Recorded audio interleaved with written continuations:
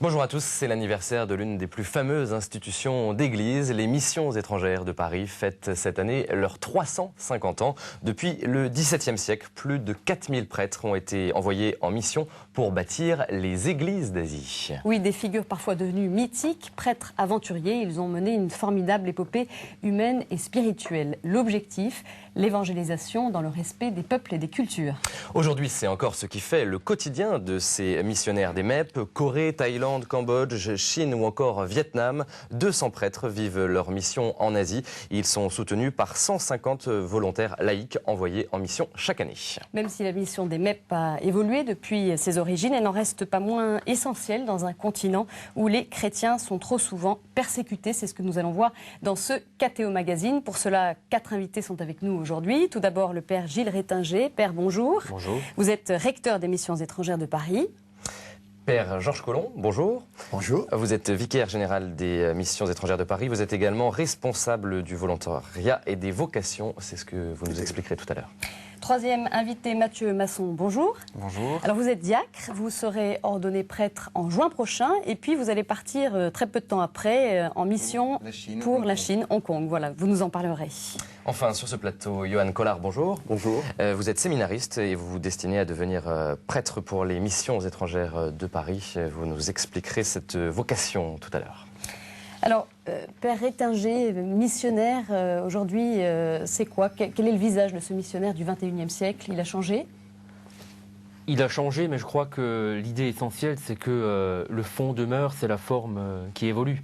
Le missionnaire, c'est celui qui se met à la suite du Seigneur pour servir ce même Seigneur au travers des hommes et des femmes qu'il rencontre, et pour les missions étrangères, particulièrement en Asie et dans l'océan Indien.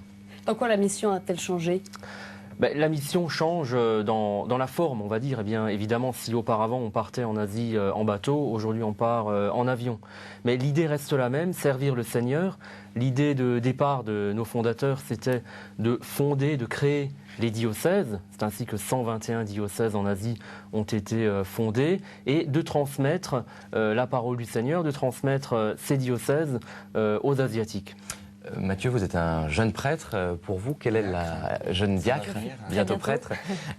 Pour vous, quelle est la caractéristique essentielle du missionnaire d'aujourd'hui? Le missionnaire, il va vivre sa foi avec d'autres chrétiens et aussi avec des non-chrétiens, puisque je pense qu'il y a, pour le missionnaire, vivre dans des contextes qui ne sont pas traditionnellement chrétiens, cette foi qui est, à mon avis, l'inspiration fondamentale pour tous ceux qui partent, que tous ont quelque chose à voir avec Dieu, avec le Christ. Et je crois que c'est une manière concrète de vivre ce qui est encore pour tous les chrétiens une espérance. Johan, et vous, pour vous, le missionnaire, c'est quoi? Le missionnaire, c'est quelqu'un qui témoigne devant des populations qui ne sont peut-être pas de religion catholique, mais je crois qu'il y a une véritable rencontre au travers du Christ. Un missionnaire est présent sur le terrain et en général au service de l'Église du pays dans lequel il se trouve. Et pour les missions étrangères de Paris, le fait de partir ad vitam donne aussi une dimension à la mission beaucoup plus ancrée dans le pays où on se rend. Voilà. Père Collomb, vous avez une longue expérience de missionnaire, notamment en Chine. Un missionnaire, c'est quoi aujourd'hui? Longue, je ne suis pas si vieux que ça quand même, mais enfin, petite expérience. Plus que ces jeunes. Un missionnaire, vraiment, c'est celui qui quitte son pays, comme Abraham, qui quitte son pays ad vitam, comme le rappelait Johan à l'instant, il part pour la vie. Il y a une dimension radicale dans la vocation missionnaire, comparable à la vocation monastique un petit peu. Part pour la vie. On ne part pas pour 6 mois, on part pour la vie. Il part encore aujourd'hui? Oui, oui. Et bien sûr, on rentre tous les 3 ans en congé, on dispose des techniques que le monde moderne met à notre disposition, les médias, Internet, le téléphone mobile. Nos confrères n'avaient pas, nos confrères, ils partaient vraiment sans retour. Hein. Nous, nous rentrons tous les 3 ans, mais nous repartons. Alors on est rappelé, le père Ettinger, moi-même, sommes rappelés pour des services à la maison mère, rue du Bac, mais l'objectif, la vocation, c'est la mission en Asie et dans l'océan Indien. Alors, et en même temps, cette dimension, non seulement ad vitam, mais ad extra, on part ailleurs et on fait l'effort, et notamment, ça se marque d'une façon très nette dès les débuts, puisque pendant les 3 premières années, on apprend les langues, on découvre des religions nouvelles, des cultures locales, hein, et on essaye d'annoncer Jésus-Christ, de témoigner de notre foi dans cet environnement. Hein. Et ça n'a pas changé par rapport à... Et ça n'a pas changé. Hein, c'est toujours la même mission. Simplement, et le pape Jean-Paul II l'a rappelé de nombreuses fois, hein, les aréopages ont changé. Hein. Autrefois, c'est vrai que les missionnaires, nous avions des confrères au Tibet. Hein, et nous avions des confrères dans des coins très reculés. Nous en avons encore aujourd'hui. Hein, et c'est très beau. Et il faut continuer. Mais nous avons aussi de nombreux confrères qui sont dans les grandes cités, ces mégapoles hein, d'aujourd'hui, en Asie, où l'Église n'est quasiment pas représentée, il faut dire les choses telles qu'elles sont. Le pourcentage des chrétiens en Asie, c'est 3% sur 4 milliards d'habitants. Vous voyez ? Alors tout de suite, on va faire un rapide saut dans le temps en images grâce à un documentaire que vous avez peut-être vu en début de semaine sur notre antenne, Ad Vitam, la grande histoire des missions étrangères. Direction l'ancien royaume de Siam, cœur historique des missions étrangères de Paris en Asie. Regardez.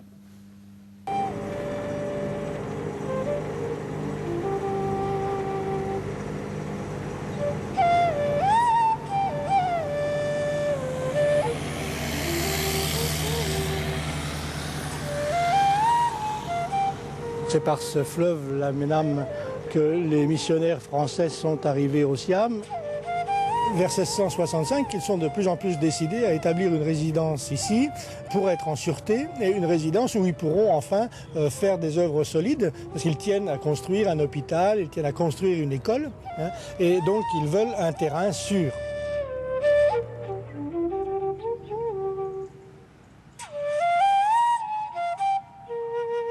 Le terrain attribué par le roi du Siam au vicaire apostolique devient le quartier général des missions étrangères de Paris en Asie. Les prêtres français y édifient une église ainsi que le premier séminaire du Siam, qui a pour vocation de former un clergé autochtone pour tous les pays d'Extrême-Orient.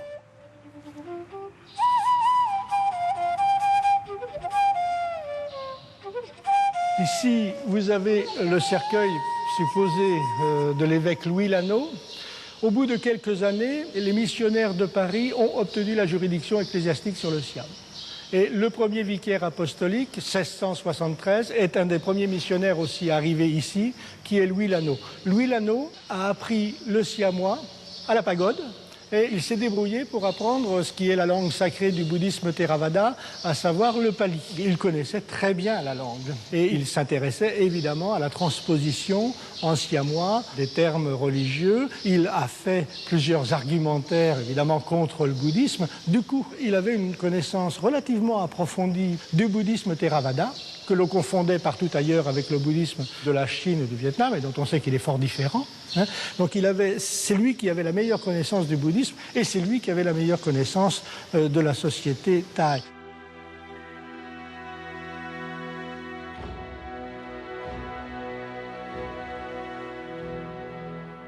La connaissance de la culture locale et de la langue est au cœur de la méthode évangélisatrice des MEP. Père Ettinger, alors les missions étrangères, bien sûr, c'est le présent et l'avenir, mais elles ont aussi un grand passé, une grande histoire. Pourquoi et comment se sont créées ces missions étrangères ? Bien, au départ, l'idée avec Alexandre de Rhodes, qui revenait du Vietnam, qui rencontrait un certain nombre de prêtres, qui rencontrait, pour faire bref, eh bien, il y a eu l'idée d'envoyer des prêtres en Asie, qui s'est créée et au Saint-Siège et en France. Et c'est ainsi qu'ont été envoyés les premiers vicaires apostoliques en 1658, ce qui fait 350 ans, envoyés en Asie pour fonder les diocèses, pour transmettre la parole de Dieu aux Asiatiques, traduire tous les textes, les prières, la Bible dans les langues asiatiques et faire bien qu'ensuite nous soyons des semeurs, mais que la plante continue de grandir ensuite. Alors ces vicaires apostoliques, c'était des sortes d'aventuriers quand même, parce qu'ils quittaient tout, ils ne savaient pas très bien où ils allaient atterrir, dans un monde totalement nouveau pour eux. Et les profils de ces personnes-là, qu'est-ce que vous pourriez en dire ? Bien, probablement que c'était oui, des aventuriers, parce qu'il fallait un esprit d'aventure pour partir en bateau, à pied, affronter bien des obstacles, que ce soit des obstacles physiques, obstacles de la nature, par le climat, obstacles politiques, et se retrouver à l'autre bout du monde. C'était en quelque sorte des évêques avec un énorme territoire qui leur était confié, et puis à eux, alors qu'ils étaient tout jeunes, qu'ils avaient,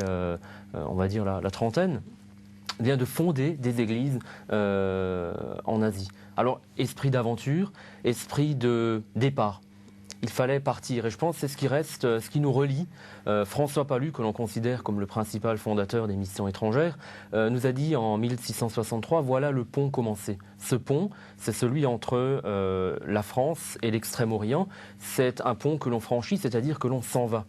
C'est-à-dire que c'est de se mettre en état de partir, de départ, d'itinérance, de pèlerinage. On est un peuple itinérant, on quitte donc notre base qu'est la France pour se rendre dans un autre pays. Et quitter, se mettre en route, ça veut dire apprendre une autre langue, ça veut dire une manière de s'exprimer, une manière de se remettre en cause, une manière de voir comment laisser encore davantage le Christ entrer en nous-mêmes pour le proposer à d'autres. Alors justement, Père Colomb, cette adaptation n'a pas posé problème pour les missionnaires. Jusqu'où ils allaient pour s'adapter aux cultures étrangères? Ils allaient très loin.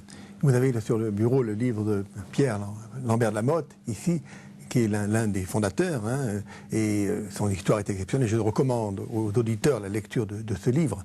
Ils allaient très loin, et ils allaient même jusqu'à écrire à Rome pour proposer que la messe soit célébrée en langue vernaculaire, voyez, que l'on dispense les étudiants autochtones de l'étude du latin pour aller plus vite. Et dans le même sens, vous avez d'autres missionnaires moins connus, comme le père Bassé, par exemple, originaire du diocèse de Lyon, qui est le premier missionnaire étranger à avoir traduit les 4 évangiles en chinois. Alors, ils avaient compris qu'il était nécessaire, si vous voulez, que les missionnaires étrangers annoncent l'évangile dans la langue de ces gens-là et célèbrent les rites dans la langue de ces gens-là, dès le XVIIe siècle. Et le Vatican a dit quelque chose? Bassé a été un petit peu plus tard au moment de la querelle des rites, et ça s'est mal passé parce qu'il était missionnaire en Chine, on change de continent, on change de pays, pardon, au moment où le légat du pape, Monseigneur de Tournon, arrivait, et comme la visite s'est mal passée, et il n'a pas pu présenter sa requête. Donc, enfin, c'est une parenthèse. Mais pour vous dire que les missionnaires, dès le départ, appliquaient à la lettre les instructions du pape Alexandre VII, c'est-à-dire respecter les traditions et les coutumes de ces peuples, empressez-vous de vous y habituer, n'exportez pas la France, l'Italie ou le Portugal. Vous voyez, ces instructions du XVIIe siècle. On pourrait penser comme ça en lisant ce texte, qu'il s'agit d'un texte de Vatican II. Mais un exemple concret, par exemple, est-ce qu'il portait des vêtements liturgiques? Ah oui, tout à fait. Si vous venez visiter la salle des martyrs, vous verrez la robe chinoise de Saint-Théophane Vénard. Les missionnaires vivaient avec les gens du pays, y compris dans des petits villages. Ouais. Ils étaient comme des poissons dans l'eau. Tout à fait. Totalement immergés. Totalement immergés. Vraiment, et ça continue aujourd'hui. On est très attaché à ça. En mission aujourd'hui, vous ne verrez pas de paroisse MEP. Ni à Singapour, ni à Hong Kong, ni à Taïwan, ni au Japon, ni en Corée, ni en Thaïlande. Vous verrez des confrères MEP qui travaillent avec le clergé autochtone. Alors, Père Étinger, comment est-ce qu'elle a évolué cette présence missionnaire aujourd'hui au XXIe siècle? Combien de missionnaires dans le monde? L'état des vocations? Alors, aux missions étrangères, il y a à peu près donc 200 confrères prêtres des missions étrangères sur place, épaulés par des volontaires, nous l'avons dit tout à l'heure. Évidemment, auparavant, il y avait des évêques des missions étrangères qui tenaient les diocèses, qui géraient tout cela, le clergé également, toute l'organisation des diocèses. Notre mission réussit en ce sens que notre mission est de transmettre cela à un clergé autochtone, asiatique. Aujourd'hui, c'est partout le cas, sauf au Cambodge, pour les raisons historiques que l'on connaît. Mais cette mission continue d'une autre manière. C'est-à-dire que nous continuons d'être présents. En fait, il faut prendre là où on est, tout est prétexte à annoncer le Christ, d'une manière ou d'une autre. Les églises sont bien implantées aujourd'hui. Les églises sont bien implantées. Alors les MEP, c'est quoi leur rôle? Oui, on pourrait se dire maintenant, il y a des Asiatiques en Asie, pourquoi est-ce qu'il y a encore des Français qui y vont? Bien parce que déjà, premièrement, l'Église est universelle. Donc il y a cet échange. Nous allons en Asie, des Asiatiques viennent ici. Il est toujours bon pour le peuple chrétien de se connaître et de s'entraider les uns les autres. De plus, des évêques continuent de demander que nous allions en Asie. On ne va pas contre l'avis des évêques en Asie. On y va parce qu'ils nous le demandent. Et je pense que l'un des meilleurs résumés de cette question-là vient d'un évêque du Vietnam qui nous a dit récemment, eh bien, c'est vrai, j'ai beaucoup de prêtres, c'est vrai, il y a des milliers de séminaristes en Asie, c'est vrai, mais il est bon que vous soyez là. Parce que vous nous rappelez d'où on vient, parce que vous nous rappelez la radicalité de cet appel. Cette radicalité, c'est tout quitter. C'est ne pas rester attaché à ses certitudes, ne pas rester attaché à son confort matériel, ne pas rester bien ancré, mais être accepté de se déplacer, de se... Alors, est-ce que ça veut dire qu'en fait, les missionnaires aujourd'hui sont au service de ces églises, sans avoir réellement de responsabilité pastorale importante ? Alors, ça dépend, parce qu'il y a, quand on part de Paris, eh bien, le missionnaire s'en va, eh bien, il arrive dans son pays qui lui a été attribué. Les 3 premières années, il va les consacrer à apprendre la langue et à découvrir la culture du pays dans lequel il va devoir travailler, normalement pour le restant de sa vie. Et puis, c'est l'évêque du lieu qui va lui confier une mission. Probablement que les évêques prennent le soin d'attribuer une mission qui sera en cohérence avec la personnalité du missionnaire et sa spécificité d'être quand même français. Ça peut être dans le dialogue interreligieux, ça peut être dans l'enseignement, ça peut être de tenir, des centres, des écoles, enfin toutes sortes de ministères. Mais les évêques trouvent donc, sont les évêques qui nous attribuent notre mission, qui nous nomment. C'est aussi, je pense, une caractéristique des missions étrangères. Je vais vous donner encore un exemple qui illustrera bien cela. À Singapour, il a fallu réorganiser notamment les tombes des prêtres là-bas. La question s'est posée, alors qui va où ? Et l'évêque a dit, les religieux dans leur congrégation et les pères des missions étrangères avec les prêtres diocésains. Et c'est-à-dire que, vous voyez, 350 ans après, on est toujours considéré comme faisant partie intégrante du clergé local, parce que c'est l'évêque du lieu qui nous donne notre mission, et c'est avec lui, en union à lui, que l'on travaille. Mathieu, le père Rétinger évoquait cette radicalité. Est-ce qu'elle fait écho à votre vocation ? Bien, moi, actuellement, je me prépare au départ, et on parlait beaucoup du départ, et j'avoue éprouver aujourd'hui une certaine impatience, parce que ça va être aussi un sacré dépouillement d'arriver là-bas, de se retrouver par rapport à la langue en situation difficile. Je le vois avec les Chinois, les Vietnamiens qui sont ici à Paris comme étudiants. Vous apprenez le chinois ? Vous l'apprenez déjà le chinois ? Alors, j'ai eu quelques notions de chinois grâce aux Chinois de Paris que j'ai fréquentés, qui m'avaient offert des cours, mais non, je ne parle pas le chinois à proprement parler. Donc il va y avoir 3 ans qui seront déterminants en début de mission, qui seront aussi donc 3 ans de détachement, de patience, puisqu'il y aura l'étude d'une langue, c'est une certaine ascèse, d'une certaine manière. Et puis 3 ans aussi de confiance pour ce qui se mettra en place par la suite. Mais alors, missionnaire pour vous, est-ce que vous avez le sentiment, est-ce que vous l'avez vécu comme ça, comme un appel particulier à la mission, d'être appelé à la mission plus que d'être prêtre en paroisse ici en France ? Alors, la mission, c'est pas réservé évidemment à la mission ad extra. C'est bien, on parle bien aussi sûr de la mission en France. Et puis je pense que tout à chacun peut avoir une vie missionnaire. Et on prend souvent l'exemple de Sainte Thérèse, qui est restée dans son Carmel et qui est la plus grande des missionnaires. Cependant, on le vit concrètement, avec sans doute, je crois, dans la vocation du missionnaire qui part, le besoin de l'incarner véritablement, de le sentir physiquement, ce départ. Donc c'est quand même un appel un peu particulier. Oui, je pense qu'il y a un appel particulier. Parce que pourquoi partir à l'autre bout du monde ? Vous pourriez très bien faire des choses ici, il y a plein de choses à faire, plein de personnes qui sont ici, dans le besoin en France. Alors pourquoi aller en Asie ? Eh bien, je pense que quand on part quand on a le désir de partir comme missionnaire, comme ça, loin, je crois que ça s'enracine dans un désir de vivre l'universalité de l'Église de manière plus radicale. Et ensuite, vis-à-vis de... Bon, moi, ça va être le monde chinois vers lequel je vais aller. Il y a un défi par rapport à la culture par rapport à ce qu'est le christianisme qui était formulé dans les mots, dans les langues latines, grecques, qui étaient formulés par ici. Comment est-ce que cette foi dans le Christ est en train finalement de se siniser? Là, il y a un défi auquel on ne peut pas être indifférent et qui est aussi un enjeu de renouvellement pour notre foi en Europe. C'est-à-dire, je pense que la manière dont les Chinois sont chrétiens aujourd'hui et dont ils seront chrétiens demain, c'est aussi un espoir pour les églises européennes et puis c'est un défi pour nous. Johan, vous seriez rentré au séminaire sans cet appel pour la mission? Probablement que les choses se seraient passées aussi, mais d'une manière très différente. Je crois que on reçoit une grâce quand on reçoit une vocation missionnaire, parce que c'est sans doute une des plus belles vocations. On répond directement à l'appel du Christ qui nous demande de partir, annoncer l'évangile aux nations, de quitter sa famille. On parlait de se dépouiller d'un habit qui nous est familier, d'un entourage qui nous est proche, pour renaître dans une nouvelle culture.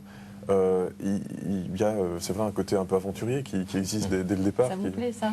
Bien sûr, oui, tout à fait. Je crois que les vocations correspondent aussi aux personnalités. Le Christ appelle des serviteurs suivant leurs affinités, leur goût, et on peut s'épanouir, je pense, et être heureux dans la mission.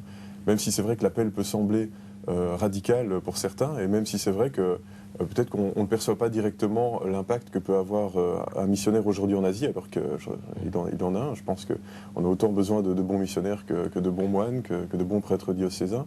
Et on doit peut-être sortir d'une logique un peu quantitative, le fait de se fixer sur un manque de prêtres en France, et peut-être passer vers une logique plus qualitative. Voilà, il faut des personnalités vivantes pour l'Église d'aujourd'hui, que ce soit ici ou ailleurs. Le séminaire est différent quand on se prépare à partir en mission? Alors, pas vraiment, puisqu'on reçoit une formation, je veux dire, classique au séminaire. Moi, je suis entré au séminaire des Carmes à l'Institut catholique de Paris pour les missions étrangères. Donc la formation est celle d'un prêtre diocésain. Nous avons des cours de philosophie, de théologie, les cours de langue ancienne. Alors, en plus de ça, nous avons des sessions de formation tout au long de l'année aux missions étrangères de Paris, à la rue du Bac, ou alors des retraites durant l'année. Mais je crois que c'est aussi un temps le séminaire est un temps de discernement, c'est aussi un temps où on perçoit un peu mieux à l'intérieur de soi-même quel est cet appel à la mission, comment on peut lui donner corps aussi en recevant notre formation de prêtre diocésain. Mais comment vous avez pensé au MEP? Vous aviez une attirance pour l'Asie ou vous dissociez votre vocation de la destination? Alors, vous auriez pu partir en Afrique, par exemple? C'est difficile de répondre à la question, de savoir si c'est l'attirance pour l'Asie qui... Non, je crois qu'on a une vocation missionnaire qui forme un tout, qui est peut-être un peu mystérieuse, même au départ. C'est difficile de faire le départ entre un intérêt pour l'Asie, mais je crois que ce qui est premier, de toute façon, c'est cette vocation à suivre le Christ et à annoncer l'Évangile, à en témoigner. L'Asie, c'est certain, nous attire, parce qu'il y a des tas de congrégations missionnaires, et les MEP ont non seulement cet avantage d'être, je veux dire, spécialisé dès le début et exclusivement vers l'Asie, et de bénéficier d'une histoire et de personnages qui ont marqué non seulement les MEP, mais aussi l'Église en général, aussi bien en France qu'en Asie. Donc on arrive dans une famille et quelque part on emprunte le pont qui a déjà été placé entre nos églises ici en France et celle d'Asie. Donc on rentre dans une histoire, mais on la continue aussi, et c'est ça qui est particulier pour les missions étrangères de Paris. Père Collomb, vous êtes responsable des vocations. D'où elles viennent, ces vocations, et comment elles viennent vers vous, en fait? Comment elles arrivent vers vous? Oui, alors, avant de répondre à votre question, je voudrais simplement ajouter ceci, que l'Église universelle, le Père Étangel l'a rappelé, l'Église est communion. Et ça, c'est très important. Et la pertinence de la vocation missionnaire s'explique aussi par cela. L'Église est communion, comme nous l'a rappelé le Concile. Hein. Et les missionnaires MEP sont vraiment des missionnaires. C'est-à-dire ils ont des missions dans les diocèses, ils sont accueillis par un évêque, mais ils sont assez souvent, et ils le recherchent, aux marges de l'Église. Vous voyez, cette dimension ad vitam n'exclut pas la dimension ad gentes, vers ceux qui sont aux marges de l'Église. Et je pourrais vous donner de nombreux exemples de confrères qui sont envoyés par l'évêque, et en accord complet avec le supérieur général, aux frontières de l'Église, vers ceux qui ne sont pas chrétiens, vers ceux qui n'ont jamais rencontré le Christ. Et Dieu sait qu'ils sont nombreux en Asie, voyez. Alors même si on voulait utiliser l'argument quantitatif, s'il le fallait pour justifier la pertinence de la vocation missionnaire aujourd'hui, alors là, croyez-moi que l'Asie battrait tous les records. Comme je vous le disais tout à l'heure, 2-3% de catholiques sur 4 milliards d'habitants. C'est 20 000 catholiques au Cambodge pour 12 millions d'habitants, vous voyez. Hein, voilà, je ferme la parenthèse, c'est extrêmement important ça, parce que ça joue beaucoup dans la vocation missionnaire des jeunes. Les jeunes qui nous rejoignent, et ils nous rejoignent parce qu'ils ont envie de relever certains défis. Hein, ça a été dit tout à l'heure, hein, le défi d'annoncer l'évangile sur un continent où il est annoncé depuis très longtemps.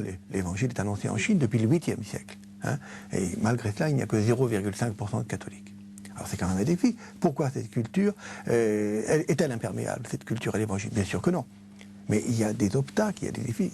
Et puis il y a toute une histoire qui s'inscrit aussi dans l'histoire de l'échange entre la Chine et le monde occidental, et les puissances coloniales notamment. Donc le défi de l'annonce de l'évangile tient compte de tout cet environnement historique et culturel du monde chinois et d'une manière générale des pays d'Asie. Et le défi des régimes totalitaires, autoritaires, il y en a encore, hélas, aujourd'hui. Et l'Église, il y a des évêques, des prêtres qui sont en prison. Et puis vous savez, de nombreux pays d'Asie n'accueillent pas des missionnaires. Dans de nombreux pays, on n'obtient pas de visa. Le Laos, le Vietnam, la Chine, la Birmanie, la Corée du Nord, l'Inde n'obtient pas de visa missionnaire, la Malaisie, l'Indonésie. Alors on y va, on utilise un moyen ou un autre. Heureusement, on est là pour ça. C'est aussi le charisme des mêmes. Ça aussi, c'est la vocation missionnaire. Vous savez, un jeune prêtre qui sort du séminaire dans un diocèse de France, bon, il sait qu'il va être nommé dans un périmètre de 80, dans un rayon de 80 km.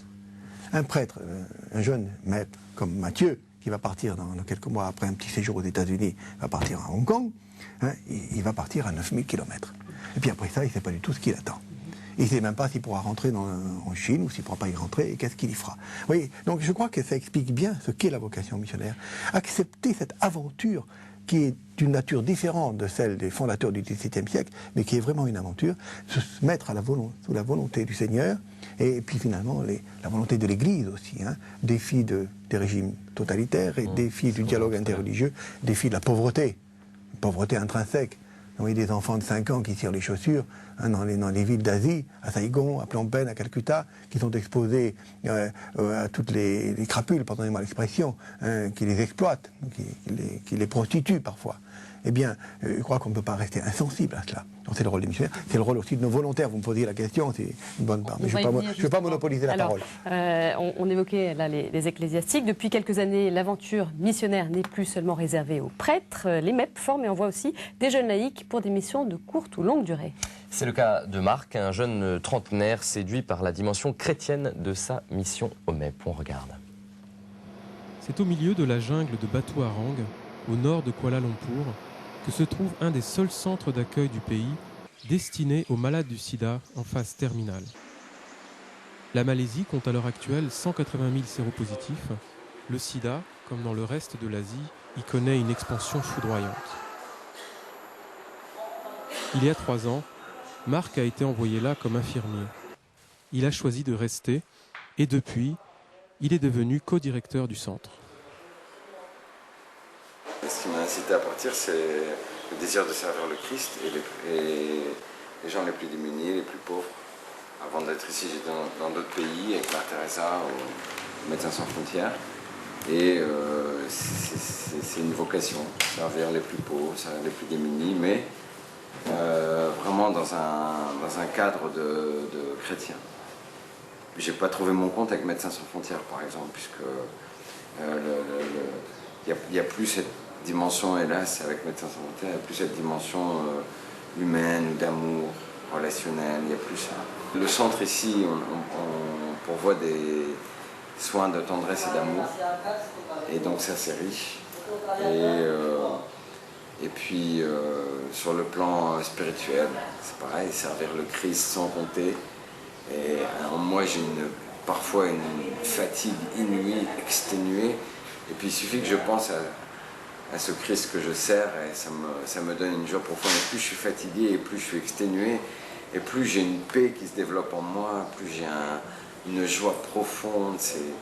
C'est vraiment sur le plan professionnel, humain, spirituel, c'est vraiment le bonheur absolu. Je suis vraiment heureux et j'ai envie que ça dure. On fait tout. Et c'est ça qui est bien. Parce que si j'étais venu simplement pour faire mes petits pansements, eh ben, j'aurais pas bien compris ce que serait qu'un volontaire. Ou ce que serait l'esprit de... Alors qu'ici, je fais tout. Secrétaire, médecin, infirmier, aide-soignant, chauffeur. Je fais des visites guidées du centre. Je fais des petites conférences. Je fais des campagnes d'information. Je répare la télé. Je repeins les murs, etc., etc., etc., etc. Et c'est ça qui est bien. C'est ça qui fait que c'est une vie riche et passionnante et intéressante. Et on donne tout, je donne tout ce que j'ai, mes forces, énergie, connaissances. Et je suis éducateur, je suis la mère de mes patients, je suis le père de mes patients quand il le faut pour la discipline, etc., etc. Volontariat, c'est une vie entière. Je veux dire, on se donne entièrement. Alors, Père Colomb, Marc, il devient quoi aujourd'hui? Eh bien, écoutez, il est en Malaisie. Hein. À cet exemple-là, c'est peut-être pas un bon exemple parce qu'il est resté là-bas. Alors c'est très bien, mais en même temps, nous encourageons les volontaires, si vous voulez, à rentrer au bout de 2 ans. Pourquoi? Hein, parce qu'il est nécessaire qu'ils reviennent en France pour orienter leur vie. Tout simplement, ce sont des jeunes. Marc est une exception. En ce sens-là, il est d'ailleurs plus âgé que la moyenne d'âge de nos volontaires. C'est important pour un jeune aujourd'hui que lui encore, il avait la chance d'exercer son métier, le métier d'infirmier. Mais nous avons d'autres, par exemple, nous avons une jeune fille qui était à Bangalore dans une léproserie qui sortait d'HEC. Bon, elle a servi pendant 1 an, puis au bout d'1 an, elle est rentrée. C'est très bien. Imaginez qu'elle reste 6 ans. Ça ne serait pas sérieux de notre part de la laisser là-bas 6 ans. Qu'est-ce qu'elle ferait à son retour? Alors vous les orientez justement dans ces choix-là? Alors nous les préparons au départ, comme un stage, et là ils reçoivent de nombreuses informations sur les pays d'Asie, sur la culture de ces pays, la religion de ces pays, puis sur notre Église évidemment en Asie, un enseignement sur la doctrine sociale de l'Église, parce que c'est important pour des volontaires qui vont partir, une vie fraternelle et communautaire rythmée par des temps de prière et l'Eucharistie quotidienne, et nous leur rappelons quand même qu'ils partent pour une durée bien précise, et qu'après ça, ils vont revenir. Alors au retour, il y a un week-end retour. Nous les réunissons, il y a même cette année un week-end dans une abbaye pour une petite recollection, et là, nous les invitons à prendre leurs responsabilités. Certains vont vouloir fonder une famille, trouver un métier, d'autres vont vouloir rentrer au séminaire, d'autres vont vouloir rentrer chez des religieuses, vous voyez. Et c'est extrêmement important qu'il y ait un temps de retour et puis un temps de discernement, quitte après à repartir, évidemment. Parmi nos séminaristes, nous avons d'anciens volontaires. Ils vont repartir. Mais ils ont pris ce temps du retour en France pour se préparer, pour se former, pour orienter leur vie. Johan Mathieu, vous n'avez pas été volontaire aux missions étrangères de Paris? Non. C'est pas comme ça que vous avez mis un pied dans les mêmes. Parce qu'il y a des vocations, donc il y a beaucoup de vocations après le retour. Vous avez des chiffres? Il y a des vocations, même, vous savez, non seulement pour nous, heureusement, mais dans les diocèses de France. Cette année, nous avons 2 jeunes qui sont rentrés, par exemple, à Saint-Augustin. Nicolas, qui est un expert comptable, qui était parti pratiquement 1 an avec nous en Malaisie. Et puis Arnaud, qui fait simplement un camp d'été d'1 mois en Indonésie. Alors, c'est pas simplement dû à ça, évidemment. Mais l'un et l'autre m'ont dit que ça avait beaucoup compté pour eux. Et je pourrais donner encore 2 exemples. Un certain Damien, qui est au séminaire de Toulouse en première année, après avoir passé plusieurs mois avec nous au Vietnam. Vous voyez, donc le volontariat, c'est une école de vie. Et puis, ça invite les jeunes à s'engager, vous comprenez. Ils vivent quand même un temps avec des gens qui s'engagent dans l'Église d'une manière radicale. Des gens qui souffrent pour l'Église, qui ont été persécutés. Pensez au Vietnam, par exemple, ceux qui sont là. Des gens où, quand on est des communautés chrétiennes, où les gens vivent leur foi intensément. Au Vietnam, on n'a pas cette distinction, ou en Chine, de catholiques pratiquants et non pratiquants. Quand on est catholique, on va à la messe, disons 90%. Vous voyez? Donc ils voient ça. Et ils comparent avec ce qu'ils voient en France, ce qu'ils vivent en France. Et ça les incite à relativiser leur expérience française, à la situer dans le cadre de l'Église universelle, et à leur retour, forcément, ils se disent, et pourquoi pas moi? Et leur mission, c'est quoi? Est-ce qu'ils ont des actions concrètes à mener, ou est-ce qu'ils ont aussi une mission d'évangélisation, tout simplement? Eh bien, les 2 vont de pair, vous savez, c'est le pape Paul VI, je crois, qui nous disait qu'on avait besoin aujourd'hui beaucoup plus de témoins que d'enseignants. Et je crois qu'ils vivent cela. Alors, ça dépend de leur formation. Nous en avons, par exemple... Utiliser leurs compétences. Nous en avons une 20aine à peu près qui sont dans l'enseignement. Vous voyez, les volontaires qui partent 1 an ou 2 ans. Enseignement des langues, essentiellement, et de l'informatique. Français, anglais, allemand. Et d'autres qui sont auprès des handicapés, ou bien auprès des malades du sida, ou des enfants de la rue. Donc des éducateurs, des infirmiers, des kinésithérapeutes. D'autres qui font de la comptabilité. C'est quoi la spécificité de la mission du volontaire laïque par rapport au prêtre? Voilà. D'abord, sa spécificité, c'est qu'il est laïque par rapport au prêtre, il n'est pas ordonné. Ça, deuxièmement, c'est qu'il part, il part pour une courte durée, hein, même s'il part pour 2 ans, par rapport à un missionnaire, c'est une courte durée, hein, ou bien pour quelques mois. Hein. Et puis, troisièmement, il y a quand même un point commun, c'est qu'il part avec le désir, et surtout aux missions étrangères, hein, de vivre sa foi, de s'intégrer dans l'église locale qui l'accueille, et de partager sa foi, d'être un témoin du Christ. Donc c'est plus une mission humanitaire. À la poche. C'est pas une simple mission humanitaire. Voilà, c'est pas une mission. Voilà. Pour les simples missions humanitaires, vous savez, il y a des maisons pour ça, il y a des ONG qui sont très bien d'ailleurs, qui font du très bon travail. Mais je crois que c'est important. Mathieu, vous qui allez bientôt partir en mission, comment vous voyez le travail de ces volontaires comme des personnes qui vont vous soutenir dans votre démarche, dans votre travail, ou comment vous vous situez par rapport à eux? Est-ce que vous y avez pensé? J'y ai pas trop pensé, mais j'ai vu en Inde simplement quel souffle ça pouvait avoir ce volontariat, avec la diversité des missions qui pouvaient leur être confiées. Et je pense que oui, il y a une certaine connivence et convergence entre l'action des pères MEP sur le terrain et du volontariat, qui apporte aussi beaucoup de jeunesse, on va dire, sur le terrain. Et puis oui, je pense qu'ils renouvellent sans cesse un peu la présence sur le terrain en étant assez jeunes. Pierre Collomb, une question sur le recrutement. Oui. Comment est-ce que vous les sélectionnez, ces candidats, et quel est un petit peu leur profil aujourd'hui? Oui, alors d'abord, ils s'adressent à nous généralement, un courrier, un mail. Ils nous connaissent par le témoignage généralement de copains ou de copines qui ont été volontaires avec nous, au moins la bonne moitié d'entre eux. Donc vous voyez, c'est très important ça. Et puis aussi grâce à vous, hein, grâce aux médias, grâce à Internet, grâce à nos amis prêtres et des chrétiens de France qui leur parlent de cela, parce qu'ils connaissent telle ou telle personne, ils connaissent les MEP, et ils savent que c'est possible de vivre ce temps fort pour des jeunes. Hein. Alors une fois que nous avons sélectionné leur dossier, à partir, bien disons, si on a besoin d'un comptable, on a besoin d'un comptable. Hein. Donc on regarde un petit peu le CV du candidat, hein, mais en même temps, et pour chaque candidat, on regarde l'engagement en Église. Vous voyez, hein, c'est important parce que par respect pour le candidat aussi, et puis par respect pour le confrère ou le partenaire qui va l'accueillir. Si nous envoyons quelqu'un pour lequel la pratique religieuse est quasiment inexistante, si on l'envoie dans une communauté, une jeune fille par exemple de communauté religieuse, où on va payer l'office tous les jours, on ne va pas lui demander de jouer la comédie. Oui. Hein. Donc par respect pour les candidats, je crois qu'il faut annoncer la couleur. Hein. Donc ce critère-là de l'engagement en Église, du désir de vivre sa foi, sans pour autant, on n'envoie pas des religieuses, on n'envoie pas des prêtres, ce sont tous des laïcs, comme vous le rappeliez tout à l'heure, hein, et ils ont un engagement des fois qui est différent. Il y a la place pour beaucoup de gens, pour toutes les étapes de la vie chrétienne. Vous prenez en compte leurs compétences. Et leurs compétences, leur vie en Église, leur désir de vivre en Église, hein, de faire un chemin spirituel, et puis de témoigner de la foi, et leur capacité à s'adapter à la vie dans un pays étranger, et parfois à étudier une langue.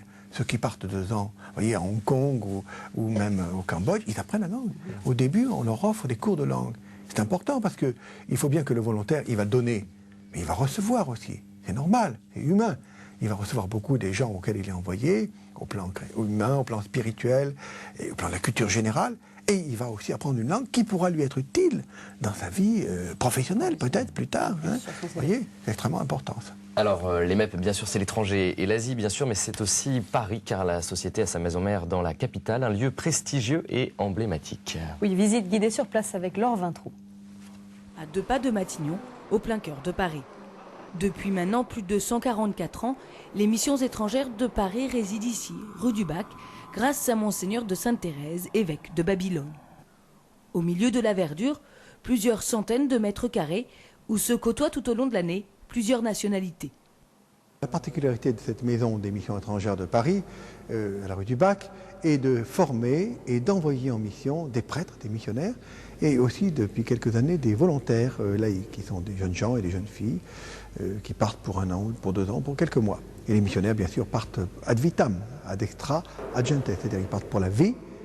Ici vivent quelques 80 prêtres âgés de 30 à 45 ans. Comme chaque matin, dans la chapelle de l'Épiphanie, ils se retrouvent autour de leur spiritualité toute particulière. La spiritualité des missionnaires, des missions étrangères, c'est vraiment cette spiritualité de la mission, c'est-à-dire rejoindre, annoncer l'évangile de toutes les nations, faire des disciples. Et alors annoncer l'évangile avec le respect que nous devons à ces coutumes, à ces rites, à ces cultures étrangères, telles que le pape Alexandre VII nous a invités à le faire dès le XVIe siècle. C'est-à-dire n'exportez pas l'Italie, l'Espagne, le Portugal, respectez les coutumes de ces peuples, empressez-vous de vous y habituer à partir du moment où elles ne sont pas contraires à la religion. Voilà les instructions d'un pape au XVIIe siècle. C'est quelque chose de magnifique et qui nourrit notre spiritualité aujourd'hui. En plus des prêtres des missions étrangères de Paris, il y a ceux envoyés par leur diocèse étranger. Ici, pour 3 à 6 ans, ces prêtres suivent des formations à l'Institut catholique de Paris.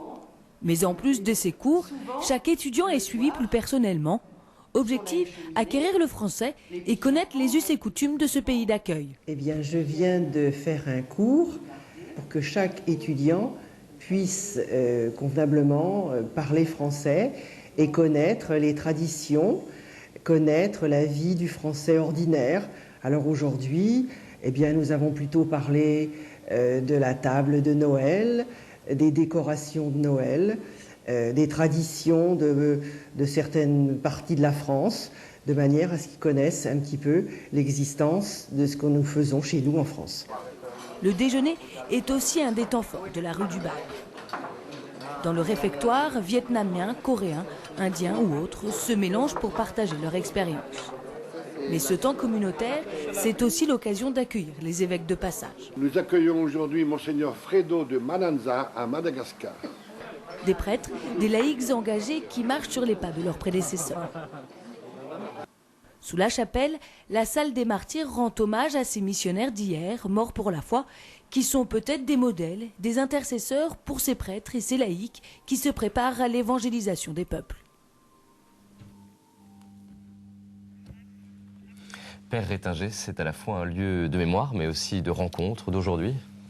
C'est un lieu de mémoire parce que l'on y trouve ce que le public peut découvrir en arrivant par le 128 rue du Bac, traversant la cour. On peut descendre dans la crypte, y trouver le Seigneur, et puis dans la salle des martyrs, y trouver le Seigneur présent au travers des martyrs, de ceux qui nous sont donnés en exemple par l'Église, parce qu'ils sont allés jusqu'au bout de leur vie, en donnant leur vie pour le Christ, parce que les circonstances l'ont voulu, et donc ils ont fait preuve non pas de kamikaze, mais bien de liberté et de don d'eux-mêmes pour le Christ, parce que les circonstances l'exigeaient. Et puis donc ensuite, on a tout l'espace culturel. C'est donc une visite, un pèlerinage, une catéchèse que l'on propose autour de l'axe foi, mémoire et culture, dans le temps, jusqu'à aujourd'hui, au travers des cultures d'Asie, au travers... voilà, c'est ainsi que... Culture vivante aussi. Culture on vivante. l'a vu avec ce déjeuner, par exemple. Voilà, culture vivante. Alors, ça, c'est ce que l'on voit, évidemment, ce que l'on peut découvrir. Et puis, il y a ensuite, on remonte par la chapelle, il y a l'envoi. On est envoyé en Asie avec cette phrase en tête de notre fondateur, voilà le pont commencé. Et un pont, normalement, eh bien, on peut aller dans les deux sens. C'est-à-dire qu'on va en Asie, mais on accueille aussi aujourd'hui des Asiatiques chez nous. Alors pourquoi en fait? Parce qu'ils viennent d'avoir un complément de formation qui n'existe pas dans leur pays? Voilà, alors ils sont envoyés, l'une de nos missions aujourd'hui, c'est d'accueillir des prêtres asiatiques pour les aider à se former encore davantage à la demande de leur évêque, pour qu'ils deviennent eux-mêmes formateurs ensuite dans leur pays. Et c'est un manque chez eux en fait, c'est pour ça qu'ils viennent à Paris, parce qu'il y a des problèmes là-bas, ou bien d'églises qui n'ont pas toute liberté d'exister. Qu'est-ce qui fait que ces prêtres viennent chez vous à Paris? Oui, c'est soit un manque, parce que les différents pays, vous prenez des pays comme le Vietnam, des pays comme le Cambodge, des pays qui n'ont pas encore d'université vraiment en place et qui se développeront un jour évidemment. Donc ça c'est un manque, mais ça peut aussi être par exemple pour les Coréens un complément et puis la découverte d'une autre église. Alors c'est vrai, des prêtres viennent étudier chez nous, mais il y en a également qui vont étudier aux États-Unis, en Allemagne, en Angleterre. Et c'est donc un souci pour les évêques d'Asie de s'ouvrir sur les autres pays, donc un souci d'universalité.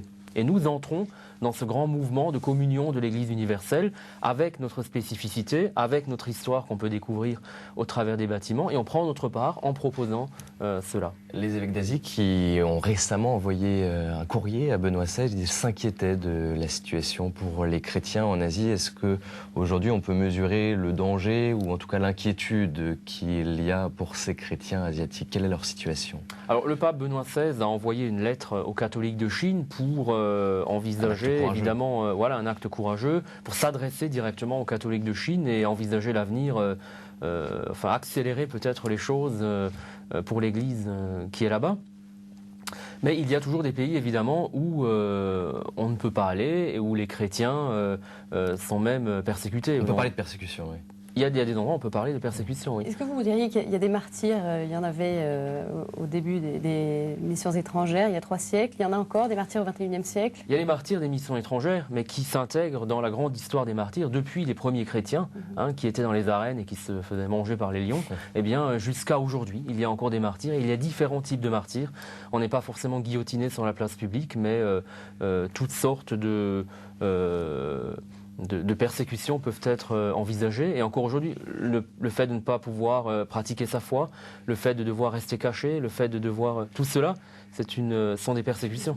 Quels sont les pays où il est le plus difficile d'être chrétien? On peut mesurer ou on peut le dire aujourd'hui? Alors il y a un certain nombre de pays musulmans par exemple où on n'est pas libre de pratiquer sa foi chrétienne. Il y a des pays aussi comme la Corée du Nord où on ne peut pas... on ne sait même pas ce qui se passe. Voilà, on ne sait même pas ce qui se passe, etc. Donc tous ces pays, on pourrait facilement trouver les pays concernés. Et je pense qu'il est bon pour nous qui sommes en France et qui avons la liberté de pratiquer notre foi, on s'en rend même souvent d'ailleurs pas compte qu'on a cette liberté, eh bien, de se le rappeler, de se rappeler qu'il y a des gens dans le monde qui risquent leur vie pour pratiquer leur foi. Cela m'amène à dire aussi que c'est pas parce qu'on ne peut pas y aller qu'on ne fait rien. Ça veut dire qu'il y a différentes manières d'être missionnaire aujourd'hui, même de par les médias, de par l'enseignement, de par la formation, de par Internet, vous voyez. Justement, un mot sur ces médias, puisque vous développez, enfin il existe un pôle média, j'ai envie de dire, aux missions étrangères de Paris, qui prend de plus en plus d'ampleur. Voilà, nous avons une agence d'information qui s'appelle Église d'Asie et qui veut justement être la vitrine de ce qui se passe au niveau chrétien en Asie. Ces informations que l'on trouve rarement dans les autres médias. Et dans les pays justement qui sont fermés, dans lesquels vous n'avez pas physiquement de missionnaires, comment est-ce que vous avez des informations qui filtrent, qui viennent à vous? Alors il y a des contacts, il y a des renseignements qui parviennent par différents biais et ces informations sont publiées chaque mois dans Église d'Asie et ces suppléments qui d'ailleurs vont connaître une version totalement renouvelée à partir du mois de janvier, mais également sur notre site internet. C'est aussi une manière pour nous d'être missionnaires, donc de donner la parole aux églises d'Asie. Et pour ceux qui sont ici, c'est un appel aux chrétiens de France, une manière pour vous aussi de vous unir à ces églises et d'être missionnaire à votre tour et de porter dans votre prière ensuite tous ces chrétiens par rapport à ce qu'ils vivent et en s'informant à partir des données que nous transmettons. On arrive bientôt au terme de cette émission. Mathieu, qu'est-ce qu'il faut vous souhaiter? Vous allez être prochainement envoyé en mission et ordonné. Eh bien, une bonne route. Et de ne pas être martyr. de ne pas être martyr. Alors, on en parlait, c'est sûr qu'il y a une grâce du martyr qui est indéniable. Et en même temps, aujourd'hui, ceux qui courent le risque du martyr, c'est principalement les chrétiens des églises autochtones. C'est pas tellement moi qui pars là comme ça. Et je crois qu'il y a une grande responsabilité à avoir dans l'attitude et puis le risque qu'on peut leur faire prendre aussi en étant là-bas présence sur place. Alors, dans quelques mois, vous partirez pour Hong Kong. Comment vit ce départ votre famille, le fait que vous allez partir pour des années? Alors, j'ai la chance d'avoir une famille qui fait plus que de dire c'est ton choix, on l'accueille simplement. J'ai une famille qui m'entoure et qui le porte. Il se trouve que j'ai un frère jumeau qui lui-même est prêtre. Et lui, il sera prêtre dans le diocèse de Lille, avec la communauté de l'Emmanuel. Et donc, voilà, tous les deux, je pense qu'on restera en grande communion. Lui, dans la terre d'origine familiale, et puis moi, à l'autre bout du monde. Et ce détachement, c'est quelque chose qui se met progressivement en place pour vous, le fait de dire je quitte la France, mon pays, mes racines, et je pars à l'aventure. Je vous le dirai quand je l'aurai vécu. Pour l'instant, je l'attends avec une certaine impatience.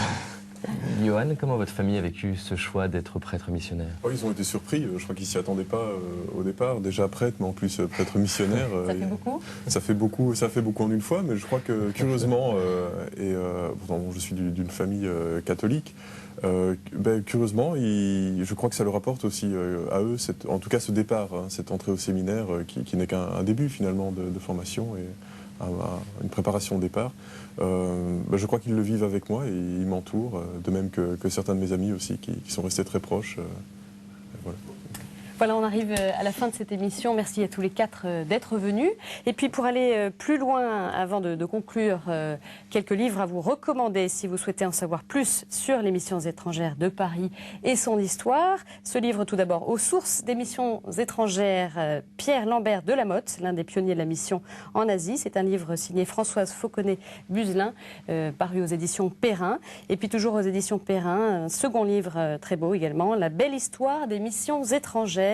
C'est signé Gilles von Grasdorff. Et puis si vous souhaitez soutenir les missionnaires, vous pouvez envoyer vos dons à l'adresse suivante, Missions étrangères de Paris, Procure centrale, 128 rue du Bac, on en parlait, 75 341.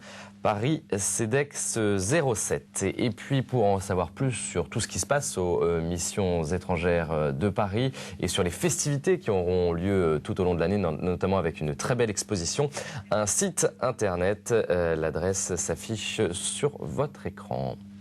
Un petit mot pour conclure, il nous reste quelques secondes. Père Rétinger. Je crois que nous continuons de partir, d'essayer de rester libres pour proposer le Christ, en le vivant tout d'abord nous-mêmes et pour le proposer aux autres. Et c'est ce que je souhaite d'ailleurs à tous les chrétiens, qu'ils soient en France ou en Asie. Père Colomb. Eh bien, je dirais d'abord merci pour ce temps partagé qui nous permet, je crois, de vivre notre foi ensemble et de faire découvrir aux auditeurs de KTO la beauté de la vocation missionnaire. Nous pouvons qu'encourager des jeunes Français à suivre l'exemple de nos deux jeunes amis. Et puis rappelons enfin, on en parlait tout à l'heure, Église d'Asie, le bulletin d'information des missions étrangères de Paris. Régis Sanoui, qui vient souvent ici, aura l'occasion de revenir en parler. N'hésitez pas à réagir sur cette émission en nous envoyant vos commentaires à réaction@ktotv.com. On vous retrouve la semaine prochaine pour un nouveau numéro de KTO Magazine. Au revoir.